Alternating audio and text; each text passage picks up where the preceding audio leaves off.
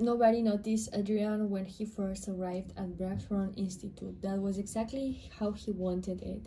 The institute sat on the edge of a dead forest where the fog swallowed the roads before sunset. Wealthy families sent their troubled children there, not because Blackthorn healed people, but because it hid them. Adrian understood people the way hunters understand traps. Within days, he learned everyone's weakness. Tom feared abandonment, so Adrian gave him attention only to withdraw it later. Emma desperately needed validation, so he praised her before slowly turning cold. Lucas wanted power, so Adrian fed his ego while quietly steering his decisions. None of them realized they were becoming puppets. Adrian never lied directly, that was his beauty of manipulation. The best manipulator simply guided motions until people destroyed themselves willingly, and Adrian was brilliant at it. At night, he sat alone in the library writing observations into a small black notebook. People don't want truth, he wrote. They want comfort. Whoever controls comfort controls people. One evening, he had therapist, Dr. Evelyn Rose, approached him silently. You watch everyone, she said. Adrian closed the notebook. Observation is intelligence. No, she replied calmly. Observations without empathy becomes predatory. He smirked. Empathy is weakness. Dr. Vos studied him for a long moment before placing a small brass key onto the table. Room 17, she said. You should visit. Then she walked away. Room 17 was located in the abandoned eastern wing of Blackthorn. Most students avoided because strange sounds echoed through the halls at night. Adrian went anyway. The key turned with difficulty. Dust drifted through the air as the old wooden door creaked open. Inside stood only a chair and the tall mirror. Nothing else at first, he laughed. Then the reflection moved before he did. Adrian froze. The figure in the mirror looked exactly like him, except older, exhausted, hollow-eyed, almost rotten from the inside. You finally came, the reflection said. Adrian stepped back. What is this? You, it answered. His pulse quickened, though he hated fear. Fear was for other people. This is some psychological trick. The reflection smiled faintly. You manipulate others because you fear being controlled yourself. That's not true. It is.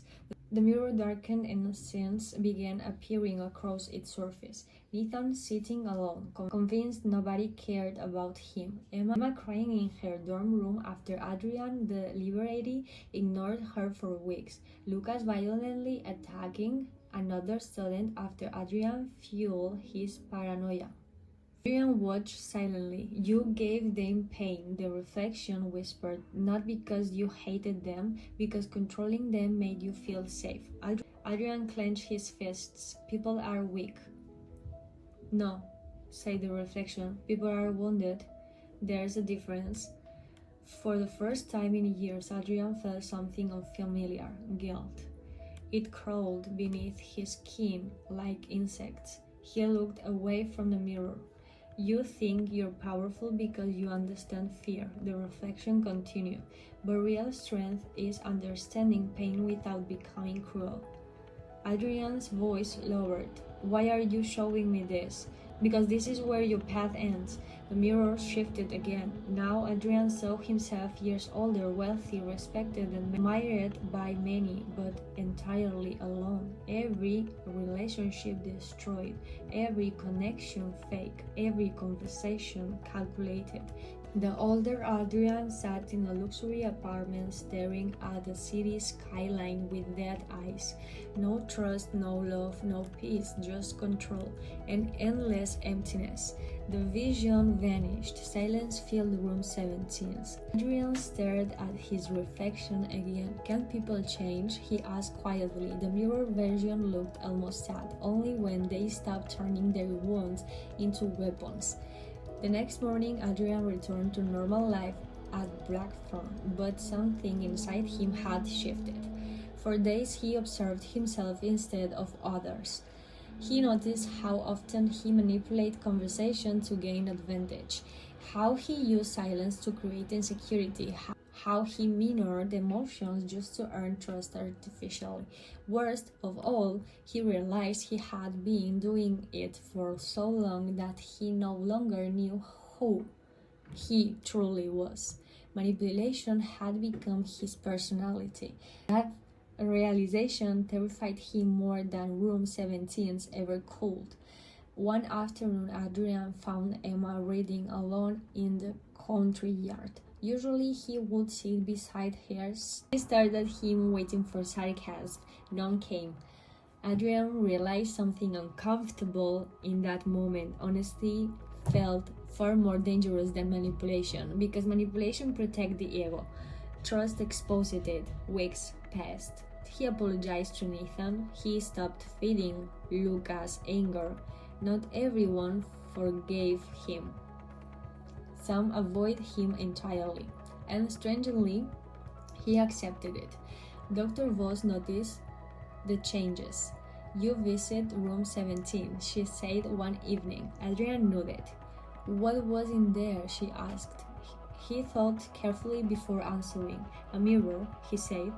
"The kind most people spend their whole lives avoiding." Dr. Voss smiled slightly.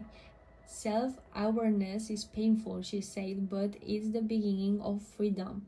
Months later, Adrian stood once more outside room 17. He opened the door. The room was empty, no chair, no mirror, only darkness. He understood then the room had never been haunted. It simply showed people the monster they were becoming before it was too late. As Adrian walked back through the halls of Blackthorn Institute, he realized something powerful. Dark psychology itself was not evil. Understanding manipulation, fear, persuasion, and emotional control could help people protect themselves from toxic individuals. But using those skills without conscience slowly poisoned the soul.